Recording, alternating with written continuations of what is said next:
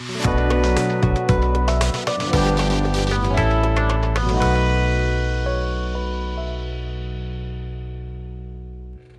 hello, hello, and welcome to our show. This is Mable, your princess of poetry and praise. So glad to see you, and you, all of you, because you are family.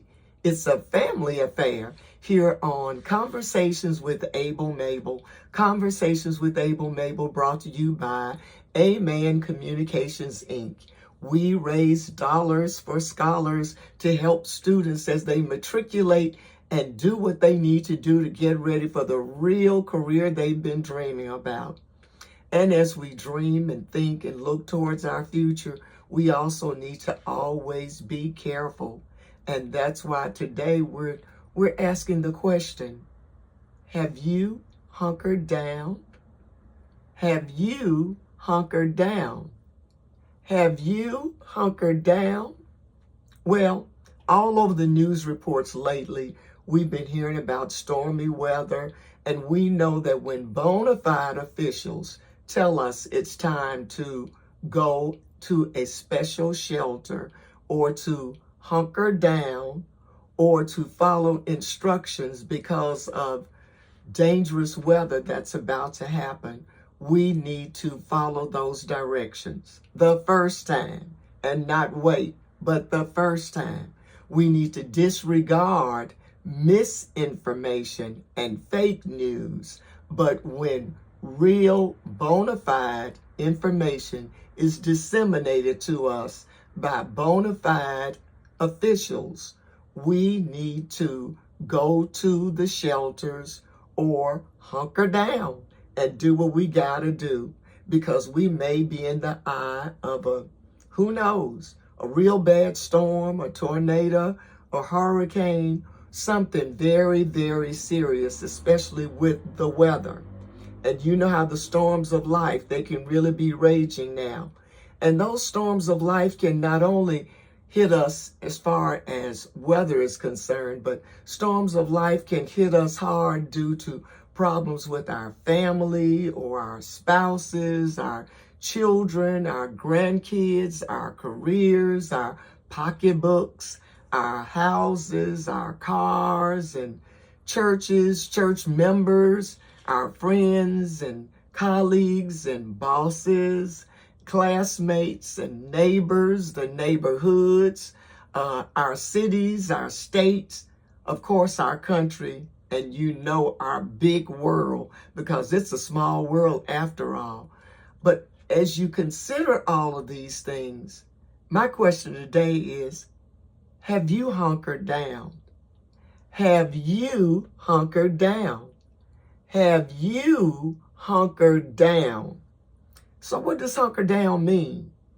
Hunker down means to get down and touch and squat your knees, and hunker down means to safely stay at home in your secret place in a shelter, protect you and your family from rains and storms and tornadoes and hurricanes and COVID and dangerous predators.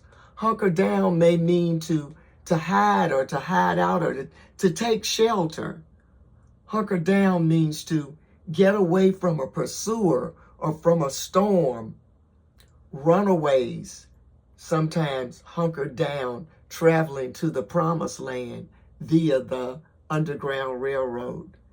Can you imagine some of our ancestors hunkering down near the deep river in rural North Carolina, which runs, I guess the deep river runs about 125 miles, starting around High Point, North Carolina. Can you see those slaves hunkering down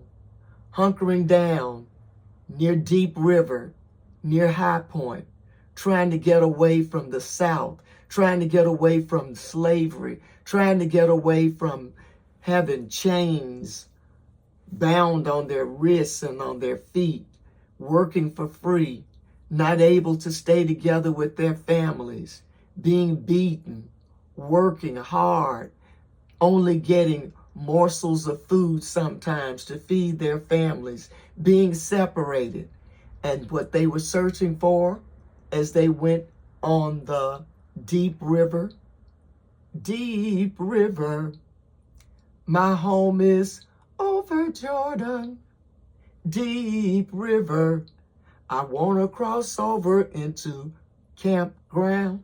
You want to cross over into a new land, into a campground, into a promised land. Or can you imagine slaves hunkering down into murky, marshy water, singing, wade in the water, children, wade in the water. Gods are gonna trouble the water. Or can you imagine our ancestors? That's right. Your grandmother, your great-grandmother, your great-great-grandparents, my great-great-grandparents, they were slaves. And they were whispering. And they were silently trying to talk to each other. Shh, in the still, soft voice. To steal away to Jesus, steal away home. I ain't got long to stay here. They were stealing away. They were trying to get away from slavery. They were trying to get away from bondage. They were trying to get away from a time when they couldn't even do what they wanted to do as human beings because they weren't seen as being human beings. They were seen as chattel. They were seen as if they were like the horses and the cattle and the sheep. They were in bondage. They weren't free. And they wanted to get across the Mason-Dixon line to get to freedom. A freedom that they knew about. A freedom that they had had in Africa. A freedom that they had heard about through the scriptures. The same type of freedom that Moses and the children of Israel escaped from Pharaoh. That was the freedom that our slaves may have hunkered down in order to get across the deep river, hunkered down in order to steal away, hunkered down in order to say, I got to go. I got to get across the river and go up north and make it to the promised land where we can be free, where we can be free. I wonder if some of the Hebrew children had to hunker down after Moses lifted up his rod and stretched out his hand over the sea and divided the Red Sea. And then they could just walk across dry land, because when Moses lifted that rod and the Red Sea parted, those children of Israel were able to just walk on across, miraculously across smooth paths. For the children of Israel were able to escape the evil demonic Pharaoh. And then what happened in the story? When that bad Pharaoh's army ferociously ran after God's chosen people, the waves just poured in, and even Olympic swimmers on Pharaoh's team could not have survived.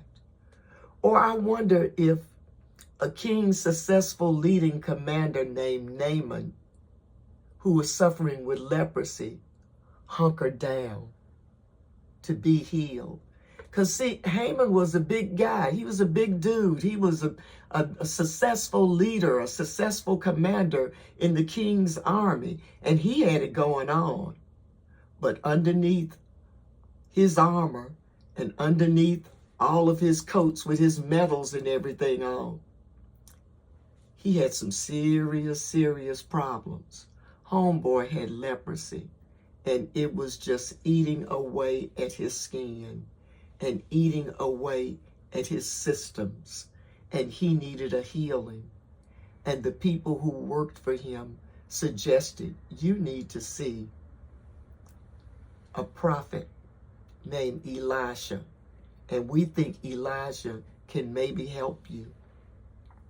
And so he went to another part of the country, and when he talked to Elisha, Elisha gave him an answer.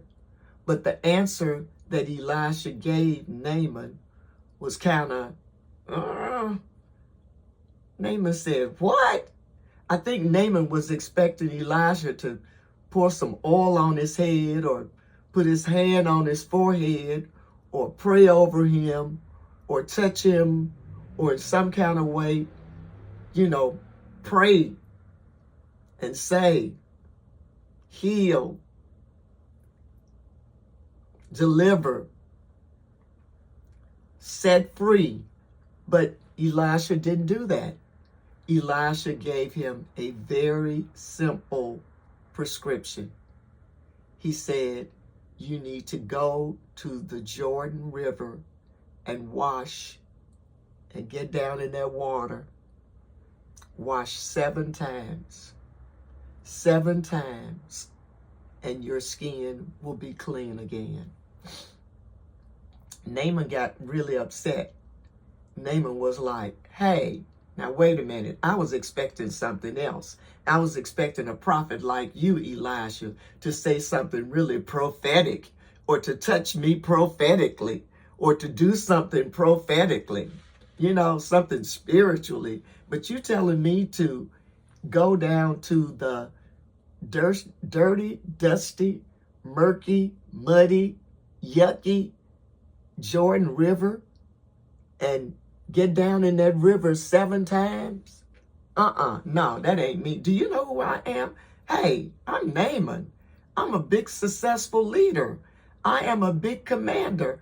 I work for the king. I'm one of the main. Hey, Elisha had done his job. He gave the prescription. Naaman gets back home, and the servants, the people who worked for him, told him, if Elisha told you to do that, because Elijah is a man of God, you need to do that if you want to be healed. So finally, Naaman obeyed, got off his high-minded cloak of pride, and hunkered down in the dirty, muddy, murky, yucky Jordan River, and he washed 7 times. And y'all know what 7 means, complete. 7 times. Once he hunkered down. Twice he hunkered down. 3 times he hunkered down. 4 times he hunkered down. 5 times he hunkered down. 6 times he hunkered down. 7 times he hunkered down. And when he came up, he was completely healed. And his skin, from his head to his toe, was as beautiful as baby skin. Or I wonder if our Savior, Jesus Christ, had to hunker down when he waded in the muddy Jordan River as John the Baptist completely submerged him and baptized him in the Jordan River. And Jesus didn't have any problems with that. He did what he had to do. He followed his Father in heaven's instructions. He humbly trusted John the Baptist, and he followed his Father's instructions. So, as we look at the children of Israel and Moses, who trusted and obeyed and did what God told him to do.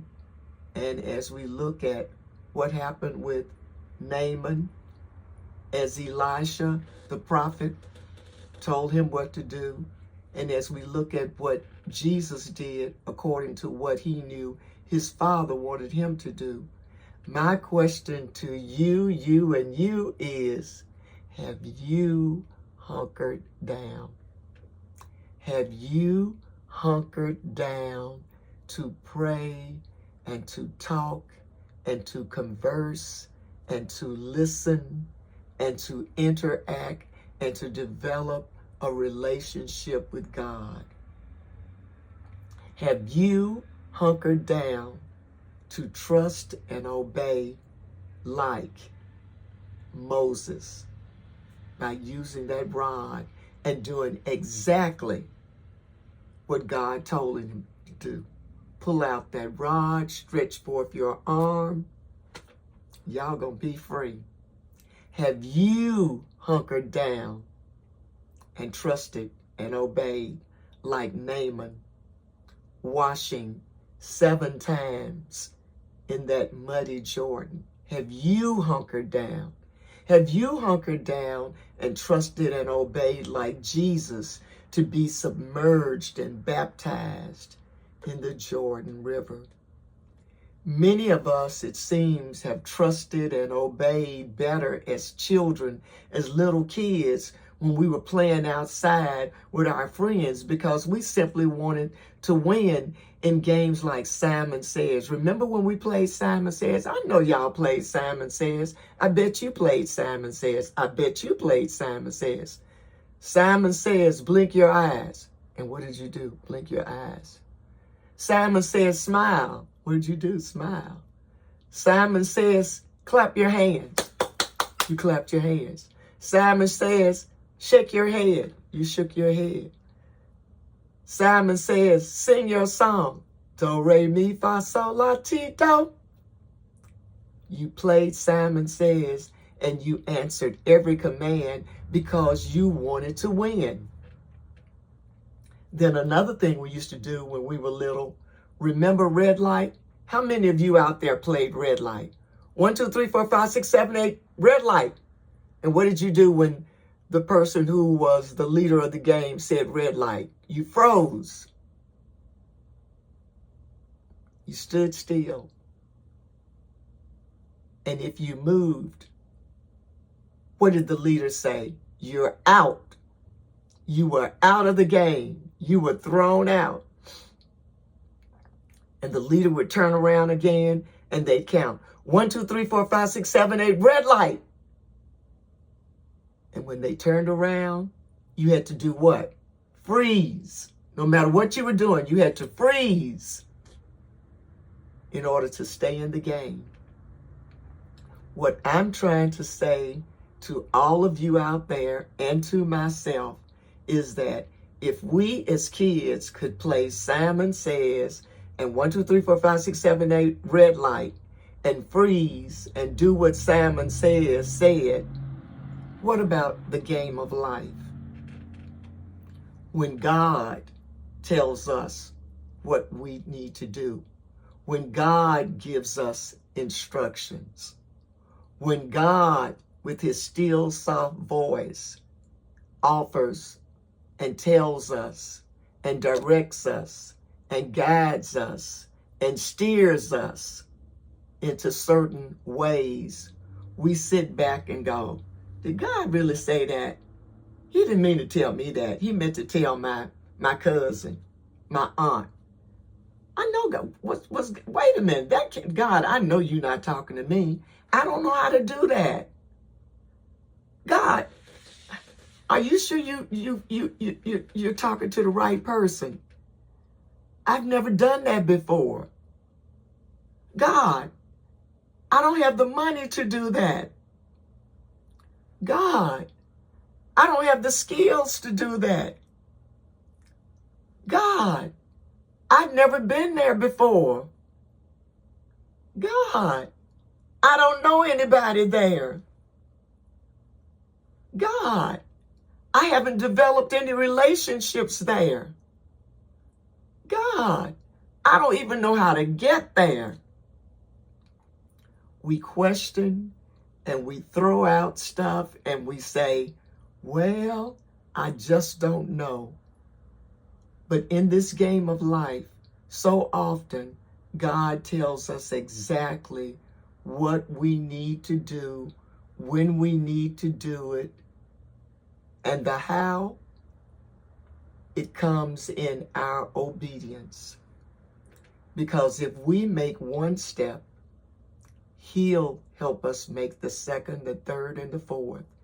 I think what God waits on is to see if we're just going to trust and obey. And that's the thing. We don't trust. We don't have the faith. We don't have the faith over fear, what I've written about over and over again. We don't want to hunker down. We don't want to trust and obey. Why is it so hard for us to be humble and trust and obey? Why is it so hard for us to eat humble pie? Why is it so hard for us to realize obedience is better than sacrifice? Ladies and gentlemen, boys and girls, friends and neighbors, buddies, pals, we make a whole bunch of assumptions. We think we understand all the problems. We assume that our 2 cents is always right.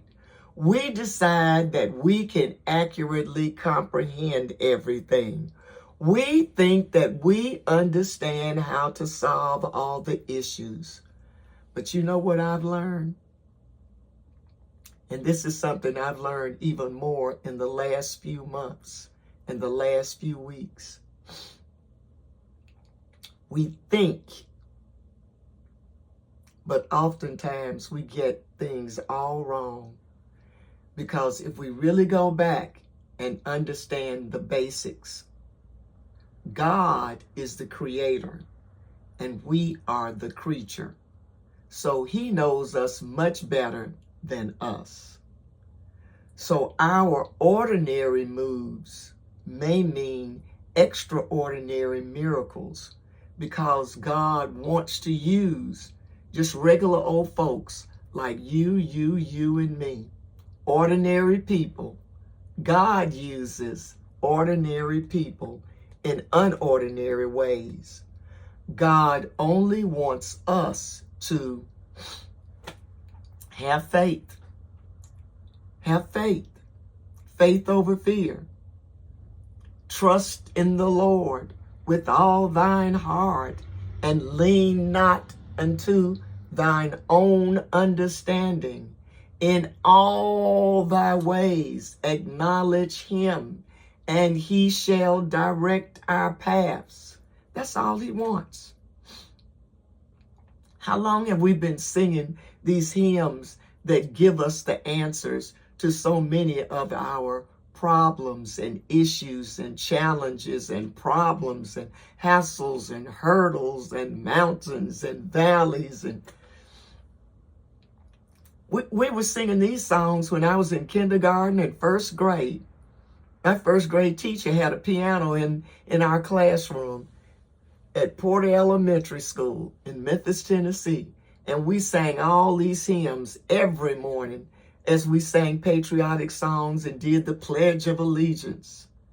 And we sang, trust and obey, for there's no other way to be happy in Jesus but to trust and obey.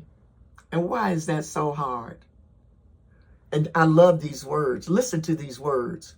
When we walk with the Lord in the light of His word, what a glory He sheds on our way.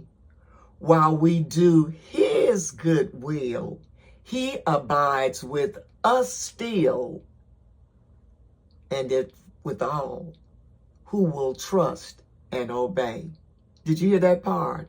And with all who will trust and obey. Not a shadow can rise, not a cloud in the skies, but his smile quickly drives it away. Not a doubt nor a fear, faith over fear, not a sigh nor a tear can abide while we trust and obey. It's real simple. Trust and obey, for there's no other way to be happy in Jesus but to trust and obey. Trust and obey. Have you hunkered down? Have you hunkered down? Have you really gotten down and hunkered down and said, Lord, I'm giving it all up to you. Everything I have, everything I'm about, I'm yours, Lord. Try me now and see. See if I can be completely yours. I'm in your hands. I'm in your hands. And I know you can take care of me much better than I can take care of me. So, have you hunkered down to pray? Have you hunkered down today? Have you hunkered down? I love you. Stay with God and hunker down and listen and trust and obey. For there's no other way to be happy with Jesus but to trust and obey. I love you out there. See you next time. This is Mable, your princess of poetry and praise. Your princess of poetry and praise. Your princess of poetry and praise. Love y'all. Ta-ta. Be good. Love the Lord. Trust and obey.